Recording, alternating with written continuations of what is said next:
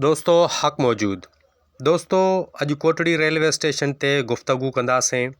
इन खां पहिरीं अवां असांजे चैनल खे लाइक कयो, सब्सक्राइब कयो ऐं घंटीअ खे ज़रूरु दॿायो। त दोस्तों अचो त ॾिसूं हीअ रिपोर्ट। गॾियल हिंदुस्तान में अंग्रेज़नि रेलवे लाइन विछाइण जी शुरूआति सिंध जे राजधानी कराचीअ खां 1856 ईस्वीअ धारे कई। रेलवे जी लाइन विछाइण वारी स्कीम जो इफ़्तिताह सिंध जे उन वक़्त जे कमिश्नर बार्टल फेरियर कराची कैंट वारे हंध तां कयो, जिते अॼु कैंट रेलवे स्टेशन आहे। रेलवे लाइन विछाइण फेरियर स्ट्रीट स्टेशन हाणोकी कैंट स्टेशन कराचीअ खां क्यामाड़ी गोदीअ ताईं विछाई वई। रेलवे निज़ाम खे बर्पा करण पोयां ख़ासि तौरु अंग्रेज़नि जो मक़सदु कचे माल जी बम्बईअ तोड़े ॿियनि मर्नी शहरनि ॾांहुं आसान रसद फ़िराम करणु हो।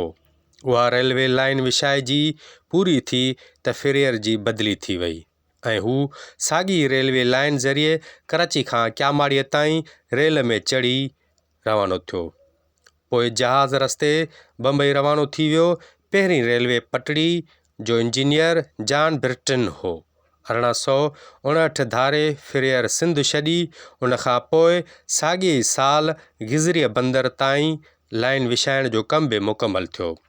उन वक़्तु रेलवे लाइन विछाइण जो कमु सिंध रेलवे कंपनीअ इंडस वैली स्टेट रेलवे सरअंजाम ॾिनो। हीअ कंपनी 1855 धारे लंडन में क़ाइमु कई वई हुई। 1858 धारे कराचीअ खां कोटड़ीअ ताईं 110 किलोमीटर डिघी रेलवे लाइन विछाइण लाइ सर्वे जो कमु शुरू थियो ऐं 1859 धारे ईस्ट इंडिया कंपनीअ ऐं सिंध रेलवे कंपनीअ विच में मुआहदे हेठि 13 मई 1861 धारे उन जो कमु मुकमल थियो। उन लाइन विछाइजण खां अॻु रेलवे ते फ़क़ति माल गाॾियूं हलायूं वेंदियूं हुयूं, जॾहिं त उन ई लाइन विछाइण खां पोइ माण्हुनि जे सफ़र लाइ बि रेलवे जो निज़ाम मुतारिफ़ करायो वियो। कराचीअ में ड्रिग रोड, मलीर हाल्ट, मलीर ऐं लांडी वग़ैरह रेलवे स्टेशनूं क़ाइमु कयूं वयूं। 1885 में Indus flotilla company, Punjab railway, Delhi railway ऐं सिंध रेलवे कंपनियूं स्टेट सेक्रेटरी ऑफ इंडिया ख़रीद कयूं ऐं 1886 में नॉर्थ वेस्टर्न स्टेट रेलवेज़ जो बुनियादु रखियो। 16 जून 1889 ते क्यामाड़ी ऐं कोटड़ीअ ताईं रेल जी ॿीं पटड़ी विछाई लाइन खे ॿिटो कयो वियो। कराचीअ खां कोटड़ी, कोटड़ीअ खां नवाबशाह, पट्टीदन, मैरापुर, खैरपुर, रोहिड़ीअ खां पनवाकिल घोटकीअ रस्ते अॻिते पंजाब वेंदड़ मेन रेलवे ट्रैक ठाहियो वियो, जॾहिं त कोटड़ीअ खां ॼामशोरो, सेवण, दादू, मोहनजो दड़ो, लाड़काणो, सखर, शिकारपुर, जेकमाबाद ऐं अॻिते कोटिया ताईं रेलवे जी लाइन विछाई वई।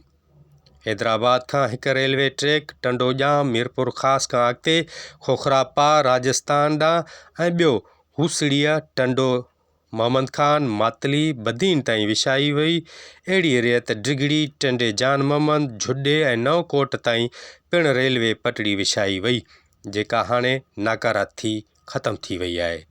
पट्टीदन वटां हिकु लोप लाइन कलोड़ा स्टेशन, नौशेरे फेरोज़, मिठियाणी, मचुर, दरबेले, कंडियारे, हालाणी, बहलाणी, मैरापुर सां वञी ॻंढिबी हुई, जेका हाणे ख़तमु थी वई आहे। जॾहिं त हिकु लाइन रोहिड़ीअ मां सखर ऐं पोइ सिग्नल लाइन शिकारपुर खां थींदी जेकमाबाद ॾांहुं वञे थी, जॾहिं त मुख्य लाइन पनवाकिल, घोटकी, रेतीअ खां पंजाब में दाख़िल थिए थी। सिंध में रेलवे जे मुखिया तोड़े लोप लाइनुनि जो सिरिश्तो अंग्रेज़नि जे वक़्त में हर हिकु नंढे तोड़े वॾे शहर खे हिक ॿिए सां ॻंढींदो हो। पाकिस्तान ठहण बैदि रेलवे जो निज़ाम हिकु ॾहाके ताईं ख़ैर ख़ूबीअ सां हलियो, पर अॻिते हली सिंध में मुख्य लाइन खे छॾे बाक़ी अक्सर लोप लाइनियूं उखड़िजी वयूं ऐं नंढियूं रेलवियूं बंदि थी वयूं। सिंध में रेलवे खे ॿिनि डिवीज़ननि में विरहायो वियो आहे, जिन में हिकु सखर ऐं ॿी कराची डिवीज़न अची वञनि थियूं। इन्हनि जो इंतिज़ाम डिवीज़नल सुपरिटेंडेंट जे हथ वस आहे। सिंध में हेठियूं जंक्शन रेलवे स्टेशनूं बि आहिनि, जितां ॿियनि हंधनि लाइ रेलवे ट्रैक निकिरनि था। कराची, हैदराबाद, टंडोआडम, पट्टीदन, रोहिड़ी, कोटड़ी। हीअ कोटड़ी रेलवे स्टेशन, जेका सिंध जी ॿियो नंबर वॾी रेलवे स्टेशन ॻणी वेंदी आहे। हिन रेलवे स्टेशन ते हर वक़्तु मेला मतल हूंदा हुआ। हिन वक़्तु सुञ रुञ ऐं बुख बदहालीअ जा देरा ॼमियल आहिनि। हर तरफ़ वीरानी वीरानी लॻी पई आहे। कोटड़ी रेलवे स्टेशन जिते मोहबत जा बि मेला मतल हूंदा हुआ ऐं रोज़गार लाइ ईंदड़ बेरोज़गारनि जा बि मेला मतल हूंदा हुआ ऐं उहे बेरोज़गार पंहिंजा झोल भरे घर ॾे ख़ुशहालीअ जे लाइ झोल खणी वेंदा हुआ। अॼु उहा रेलवे लाइन बुख बदहाली ऐं मुफ़लिसीअ जो ॾेख ॾेई रही आहे।